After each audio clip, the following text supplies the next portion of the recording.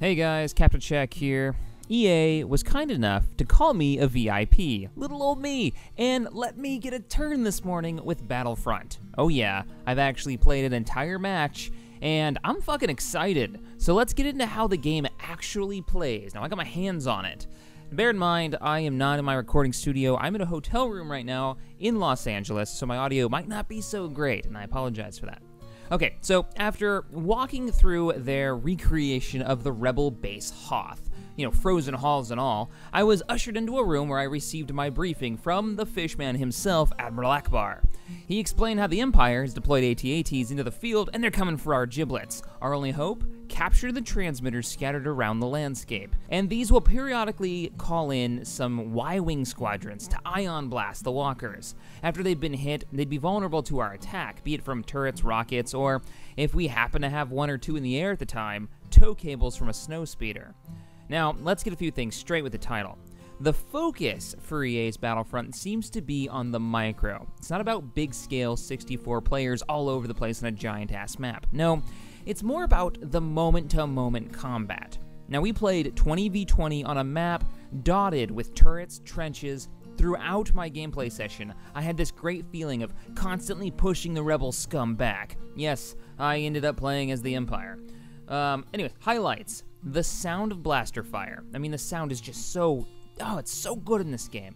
Working with my team to make strong pushes, building what I thought was the right kit, and sadly I didn't have a lot of time to experiment with this, and keeping the focus on, at least in this game mode, on the objectives. Rebels need to stop those AT-ATs, which are on rails, and I didn't really mind that so much. I mean, honestly, AT-ATs in the original weren't that maneuverable to begin with, and you mostly just walked forward. It doesn't mean that you don't get to use the weapons on the AT-AT.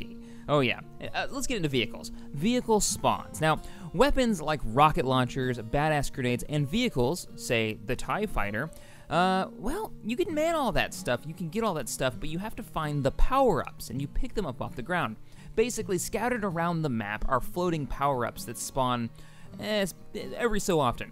Players run over them to get the item or vehicle they can spawn.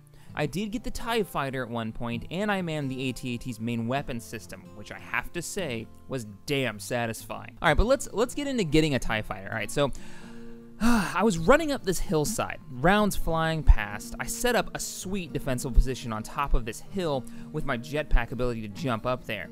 Your character gets 3 items he can carry around that work on a cooldown basis. One of mine was a jetpack, another one was, I want to say it was a shield, and one was a grenade launcher on this particular kit.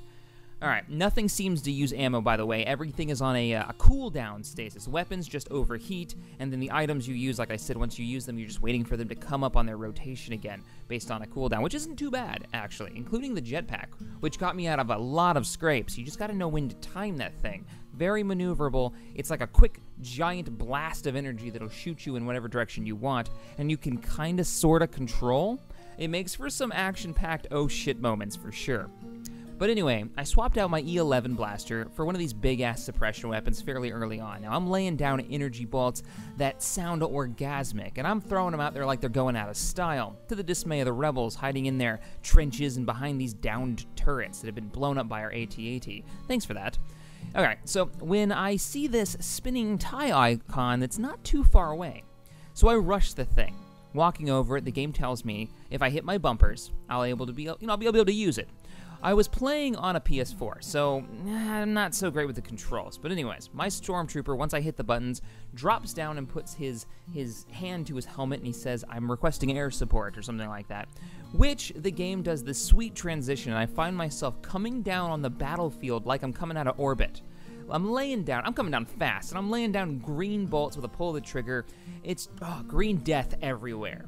The controls, though, I have to say, are interesting. Right stick controlled my energy distribution from my engines to my weapon systems. That was my left stick. My right stick controlled the fighter itself. Yeah, one stick. And I quickly found myself flying right into the ground. It was fun, but odd, and I wonder how it'll feel on PC.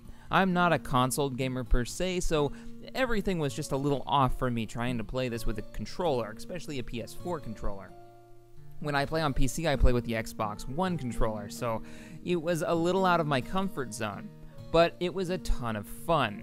So yes, the game doesn't have that big scale, but I can tell you, they are going for these iconic, very on-the-mark Star Wars battles. The sound effects are there, the AT-AT looked great, the soldiers were running and the animations looked fantastic.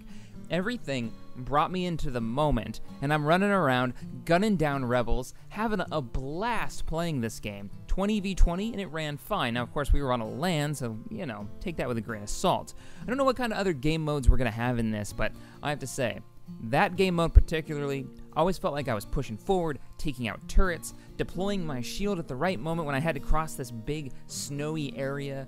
It felt great looking up and seeing the X-Wings and the TIE Fighters fighting each other that have just spawned in. A couple of snow speeders flew over us like 10 feet off the ground. It was good times. Now, we'll see how it actually is when it comes out. I'm going to try to get some more game time tomorrow, hopefully play as the Rebels. If I can, you know, sneak on in there again. I do have my VIP badge, so hopefully I can get in. In the end, though, we lost, but barely. I found myself, and one of the only people on my team to actually make it to the very last radio station that the rebels were using to call in their airstrikes. I'm running across the field. I can see 4 rebels defending the thing, and they start shooting at me. Now, I'm playing as a different class this time. Instead of having, what was it, the jetpack, I had this shield, and then I had a thermal detonator instead of the grenade launcher. Thermal detonator had a bigger explosion, so I pop my shield across the field, and the shield makes that great almost episode 1 kind of shield sound effect that when rounds hit it, you could feel it. Oh, so good. Got close, chucked the grenade, switched to my pistol, gunned 2 of them down, grenade went off, killed the other 2, and then, well, I got shot by something. I'm not sure what it was. Probably one of the snow speeders saw me getting a little too close and took me out. But I gotta say, tons of fun, and I can't wait to try it tomorrow. All right, guys. Expect more Battlefront videos. I have a lot of information here that I wrote down right after playing that I could talk about, and I probably will. Also expect another live stream, and maybe we'll do a community Battlefront night, because I'm very excited for this title now. EA, maybe their focus on a smaller scale will refine the gameplay, and hopefully the game won't crash as much, because I'm pretty damn excited for it. Alright guys, if you enjoyed this video, hit that thumbs up button, subscribe to the channel for more gaming goodness, and as always, thank you guys for watching, and I'll see you next time.